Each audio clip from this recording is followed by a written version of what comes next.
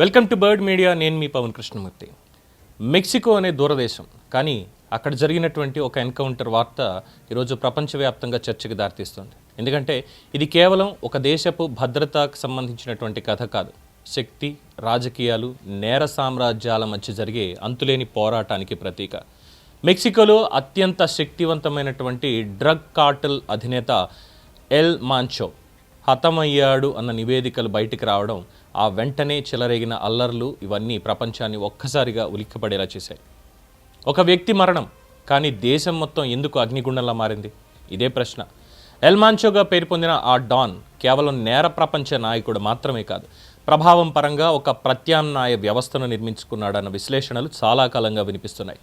Drug Cartel అక్కడ సాధారణ నేరముఠాలు కావు.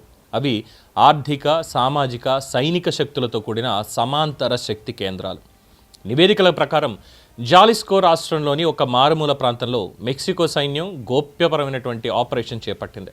నెలల తరబడి సాగిన నిఘా, టెక్నాలజీ ఆధారిత ట్రాకింగ్, విదేశీ సహకారం, ఈ సమీకరణాల మధ్య జరిగిన ఆపరేషన్లో ఎల్ మాంచో హతమయ్యాడు అన్న వార్త వెలువడింది. అధికారిక ధృవీకరణల కంటే ముందుగానే ఈ కథనం ప్రజల్లోకి చేరడం గమనార్హం. ఈ ఘటనలో అంతర్జాతీయ రాజకీయాల ఛాయలు స్పష్టంగా కనిపిస్తున్నాయి. డ్రగ్ ట్రాఫికింగ్పై అమెరికా సంవత్సరాలుగా చూపిస్తున్న కఠిన వైఖరి అందరికీ తెలిసిందే. కార్టెల్ నాయకులపై భారీ బహుమతులు, గ్లోబల్ ఆపరేషన్ల చరిత్ర, ఇవన్నీ ఈ ఎన్కౌంటర్ కథనానికి మరో కోణాన్ని జోడిస్తున్నాయి. అధికారికంగా ఎవరూ ప్రకటించకపోయినా నిఘా సహకారం అన్న పదం మళ్ళీ చర్చల్లోకి వచ్చింది. ఎల్ మాంచో మరణ వార్త బయటికి రావడంతో మెక్సికోలో చెలరేగిన అల్లర్లు సాధారణ నిరసనలు కావు అన్నది విశ్లేషకుల అభిప్రాయం. రోడ్లపై తగలబడుతున్న బస్సులు, ట్రక్కులు, నగరాల్లో పేలుళ్ళు, భయంతో మూతపడిన స్కూళ్ళు, వ్యాపార సంస్థలు, ఇవన్నీ ఒక వ్యవస్థీకృత ప్రతిస్పందనని సూచిస్తున్నాయి.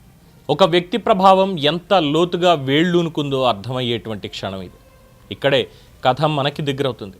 ఎందుకంటే శక్తివంతమైన నేర నెట్వర్క్లు, రాజకీయ వ్యవస్థల మధ్య సంబంధాలపైన మన దేశంలోనూ చర్చలు వినిపిస్తూనే ఉంటాయి. మెక్సికో ఘటన మనకి గుర్తు చేస్తున్నది ఒక్కటే: నేర సామ్రాజ్యాలు ఒక్క రోజులో పుట్టవు, ఒక్క రోజులో కూలవు. అవి వ్యవస్థల బలహీనతల మధ్య పెరుగుతాయి. మెక్సికో అధ్యక్షురాలి నిర్ణయాలపై అక్కడ రాజకీయ వర్గాల్లో చర్చ మొదలైంది.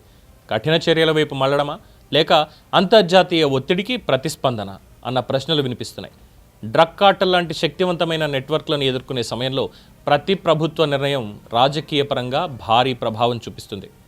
అత్యంత ఆందోళన కలిగించే అంశం కార్టెల్స్ల సైనిక శక్తి. అత్యాధునిక ఆయుధాలు, రాకెట్ లాంచర్స్, మిలిటరీ స్థాయి వ్యూహాలు.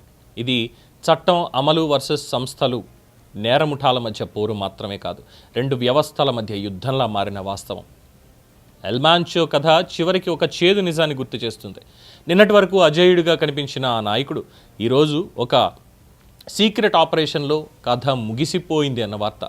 నేర ప్రపంచంలో విశ్వాసం తాత్కాలికం, రక్షణ అనిశ్చితం, ముగింపు హింసాత్మకం. మొత్తానికి ఒక డ్రగ్ కార్టెల్ శకం ముగిసింది అని అనుకోవాలేమో. మెక్సికోలో జరిగిన ఈ ఘటన ఒక దేశపు అంతర్గత సమస్యగా కనిపించిన అసలు సందేశం విశ్వవ్యాప్తం. నేర సామ్రాజ్యాలు ఎంత వైభవంగా వెలిగినా చరిత్రలో వాటి ముగింపులు తరచూ ఇలాగే హింసాత్మకంగా ఉంటాయి. ప్రతి ఎన్కౌంటర్ ఒక ముగింపు కాదు, మరో అధ్యాయానికి ఆరంభం మాత్రమే. దీని మీద మీ అభిప్రాయం తెలియచేయండి. చూస్తూనే ఉండండి. For more updates keep watching bird media.